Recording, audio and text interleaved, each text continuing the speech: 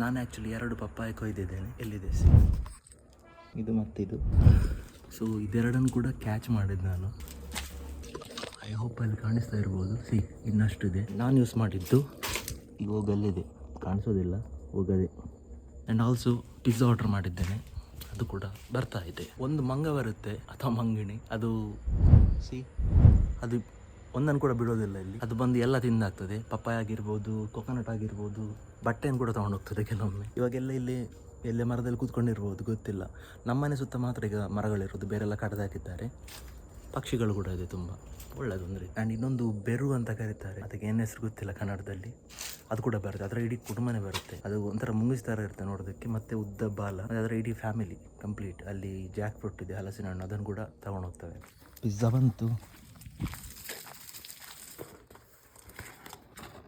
7 inch small. Fan ಹಾಳಾಗೋಯ್ತು, ಯಾಕಂತ ಗೊತ್ತಿಲ್ಲ. ಒರೆಸಿ ಕೆಲವು ದಿನ ಆಗಿದೆ, ಬಟ್ AC ಆಕ್ಸ್ ಆಗಿದೆ.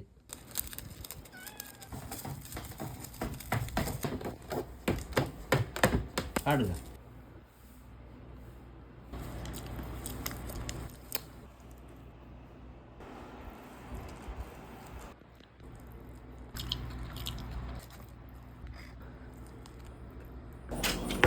ಖಾಲಿ. ನೆಕ್ಸ್ಟ್ ವಿಡಿಯೋ ಸಿಗುವ. ಬಾಯ್.